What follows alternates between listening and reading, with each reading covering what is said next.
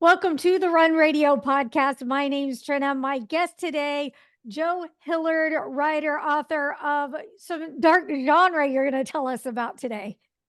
Yeah, thank you very much for having me. I appreciate the opportunity to come on the show. And yeah, I am an author of epic and dark fantasy, and we can get into that when you want.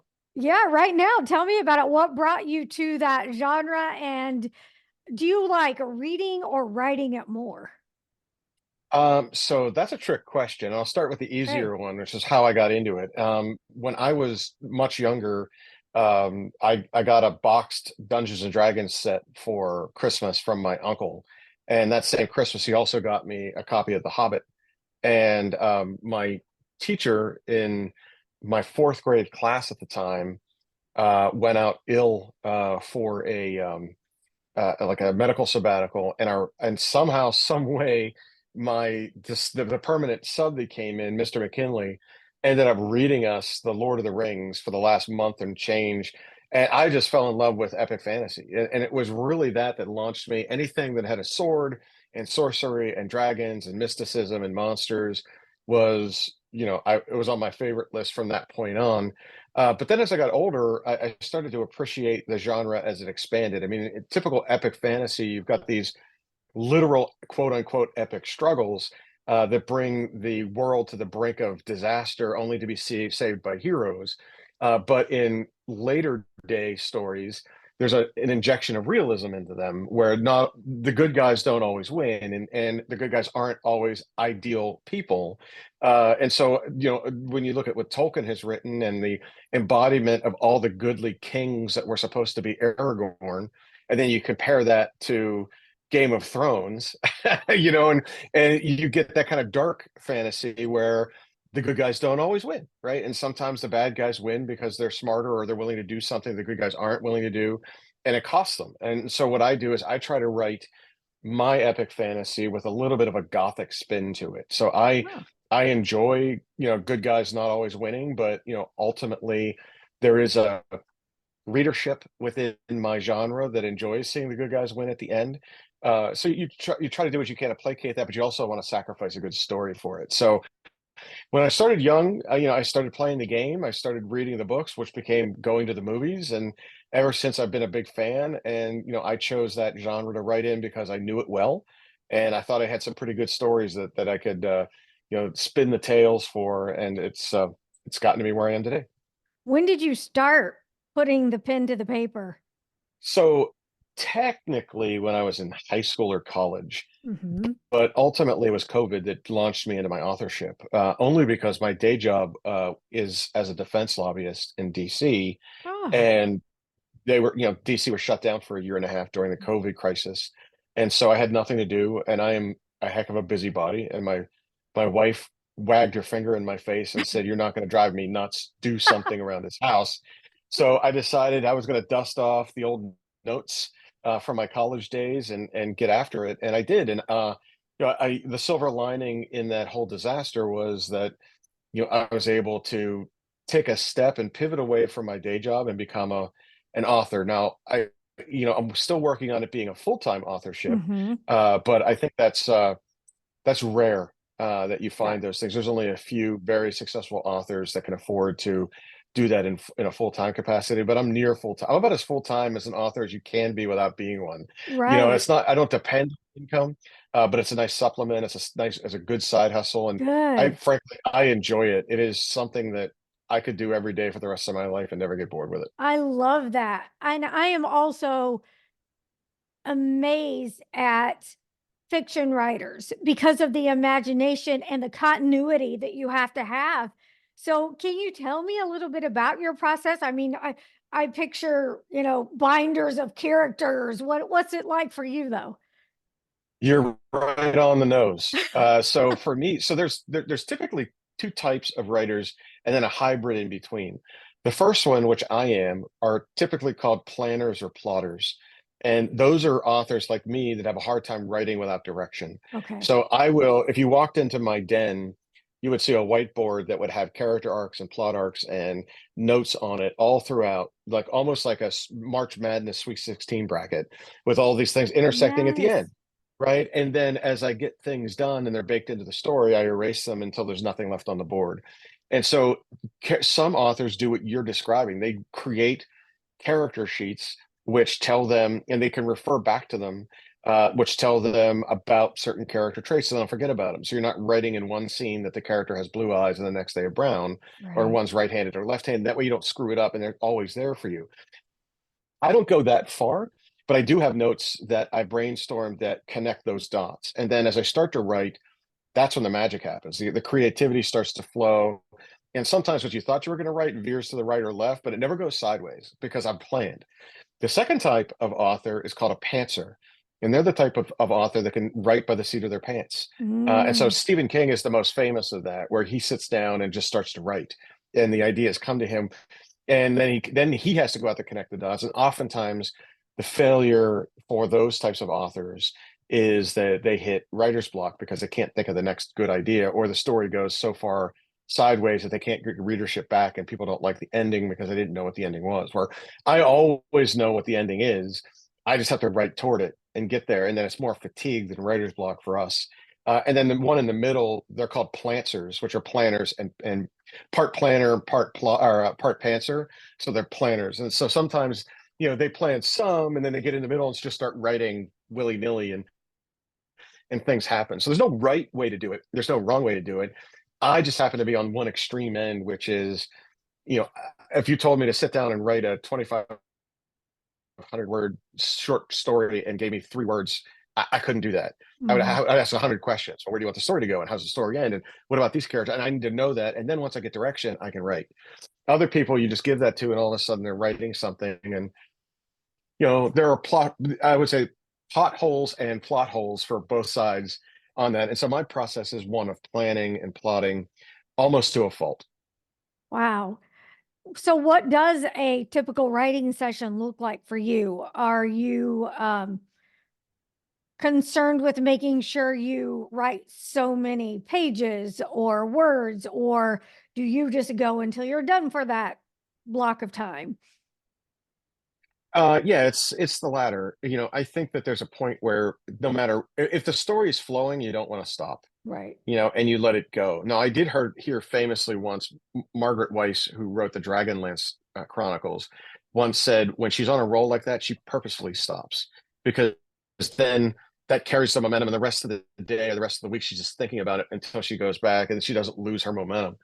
In other cases, I find it hard because when it's flowing, it's just you're typing and or dictating, and stuff is happening in your head, and you want to get it down and get it out and then use that for reference.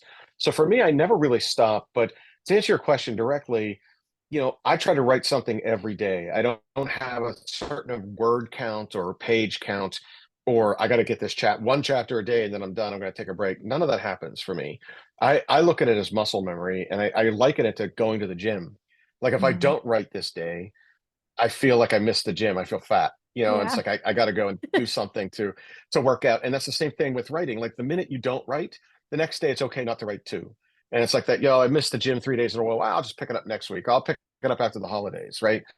Yeah, then it's hard to get back at it, and you have to go reread stuff and all that stuff. So I try to treat my writing as muscle memory. And at some point every day, I'm writing something. And that could be as simple as an outline. Hey, I'm outlining this new chapter because I just don't have it. I don't have what it takes to sit in front of my computer, but the discipline to be there to at least plan that next thing, or go back and reread something and edit it. Sometimes that'll start the engine again. And so the process that I follow is something every day, but I don't put a defined hard circle around it. I just say, soft circle it. We'll see where we get. And if it just happens to be planning session, great. But I'm going to nail it the next time, or whatever it might be. And so I let the creativity and the flow of it really dictate that for me. Great. I want to talk about when you got that first book complete and you're like, all right, it's time to think about publishing. What was your process? What did you decide to do? Yeah. So for me, I was like most authors, I think, suffering from a bit of imposter syndrome. Hmm. Like I didn't know if my stuff was good enough to be published. And so I started to share it around. And by accident, I discovered that that was the right thing to do. in part because I had written a book, which was a standalone fantasy novel, which I found out almost on day one is never the case. Usually fantasy novels are a series, because you're spending all this time building a world and, ingratiating your readership into it. And then you pull the rug out and say, haha, that world doesn't exist anymore. I'm going to write the next world. And so you often will see the Middle Earths or the Westeroses, or even if you bleed into sci-fi, like the space operas of Star Wars and Star Trek, go on forever because you fall in love with the realm, you fall in love with the characters, and so there's an expectation of that. So my first beta reader was a longtime friend and an associate professor friend of mine who had published her own memoir at the time. And I asked her for some advice, and she gave me some and told me I needed to get an editor, and that even though I thought I was done, I'm nowhere near done. And she said, hey, this is publishable. You don't need to suffer from imposter syndrome. This just needs to be cleaned up. You have to pace it a little bit better. Your dialogue needs to be a little bit better. This is how we do things from a point of view, stuff like that. And when I got done with that coaching and I went through the gauntlet of several other editors, some of them copy line, meaning they're in there looking for grammar and punctuation and all that stuff. Others of them development, meaning they're looking for holes in the plot. Now all of a sudden I was ready to go to the next rung of editing, which is send it out to beta readers. And for those of you that don't know what a beta reader is, a beta reader is not your mother.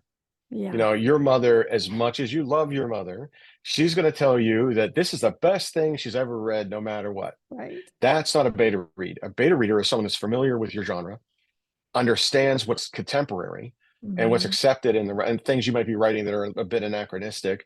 You can address those, but then also what they expect when they read that genre and what's missing or what felt wrong. And it's like a soft opening for a movie so you could choose the right ending. And going through that process, you get a half a dozen beta readers, and they don't have to be the same. They don't have to be someone that loves your genre, but a few of them have to. And after they're done reading it, they're going to give you suggestions and say, well, this character didn't connect with me because of whatever. And this one I loved the most. And I didn't understand why the plot went right instead of left. And, and all of those things you're going to be able to go back and rewrite into your final draft, which will go through yet another editing process.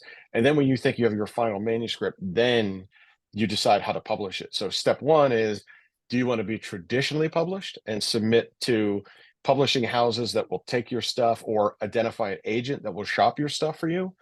Or do you want to be independently published, which is very successful and very popular these days, popularized by the proliferation of Amazon and the way they do print on demand. And now, there are very popular self-published authors out there, just as many there as there are in traditionally published. And so it just depends on what you want to do. If you want I wanted to be traditionally published because I didn't understand the marketplace. And it was important for me to work with someone who could guide me through it, at least through the first couple of books until I knew what I was doing. But if you're independently minded and you don't mind, being on your own, you don't have to share any royalties if you're, independently published. Every book you sell goes into your pocket, not anyone else's. And so there's advantages and disadvantages, right? I was looking for the advantage of an expert, a Sherpa, someone to walk me through what I was missing. Yeah. And that was worth it. And that's why I went that way. Others don't need that, and they're out there just, doing their own hype machine. They're their own publicist and their own publisher, two different things, by the way. And it just depends. I found that every author is different and every author's goals are different. So you just have to make sure that you're aligned with the one that does best for you. Yeah, that well said. I think that people maybe aren't always aware of the advantages and disadvantages of each one, and they really need to learn it and understand it. I've even talked to some authors that for one particular genre or book, they will self-publish, and for something else, a different topic, they will have traditionally published. It just depends. And I love that we have that flexibility now, that we have a little more of that power as writers to say, this is better for me where I can have these royalties, or this is worth it to know what's the worth of it all. Right. So that's really well great. said. So are you thinking here in a while you might try doing it all on your own, or are you just going to kind of write it out? It depends, right? So I chose to work with a small niche publisher called Dragon Moon Press. And the reason I went there is they understood my marketplace Mhm. and they were willing to handhold, and the royalties were better than I would get from any of the larger houses. Now, I would never have had a chance to work with a larger house in the beginning because they're looking for foolproof authors. They're looking for folks that either have a name and are bringing it, and they know they're going to sell books based on them being a former president or an actor or somebody that has fame, like a sports figure or Right. a business person. Um, and it takes a while to build that profile. And then eventually they might swoop down and like what you're doing and ask you to do something for them. And that's the hope, to get into that larger publishing house, because then a lot of that stuff comes off of your plate as the author, and all you have to do is really focus on writing and marketing your books. Uh, the entrepreneurship side of the independent authorship is very attractive to me. I own three businesses on my own, and I enjoy being, I don't have any problems being out there on my own, and I don't have Mhm. the fear of that. I don't have to, I'm not set in a 9 to 5 kind of situation. I'm a 24/7 guy. And so for me, I don't mind the challenge of independent authorship. I just think now that I know the market better, I can determine, like you said, whether a series or a standalone novel or the next thing is worth doing alone, or do I need to have someone with me? Will I benefit by having that person with me, or in this case, a group with me, to get those additional sales, get that additional exposure, get that additional gravity that comes along with being with them, but in turn forfeiting a ton of royalties and independence in doing so. And so for me, it's attractive. I may end up doing it. Right now, I'm in the fourth book of a 4-book series, and I've got ideas for spin-off books from that. Oh, And just wow. for the sake of consistency, I think I'm going to stay within the confines of traditional publication. Very good. Tell me a little bit about the book you are working on so people, your fans, can follow along and maybe gain some new fans.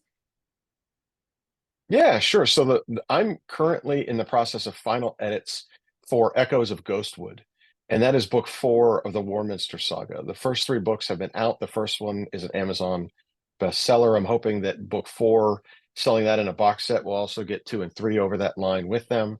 And the book really is the culmination of the epic fantasy story of all 4 novels. And it's set in the realm of Warminster, hence the name. And it's ultimately the final battle between the chosen one, in this case Damus Alaric, um who is the hero, and the villain, in this case, Great Taurus the Mad, who's had a transition in the books I won't get into, and no spoiler alerts here. But ultimately, Great Taurus versus Damus has really been at the heart of all those books, and it was a chosen one versus a false prophet kind of a trope that I was going after. But it was really truly also a coming of age story meets hero's journey.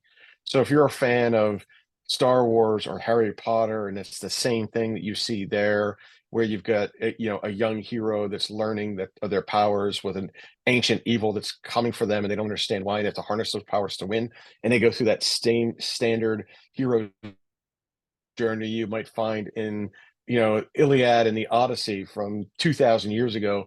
That same Joseph Campbell hero's journey will exist in this book with a twist, and that is this coming of age story for some of the characters.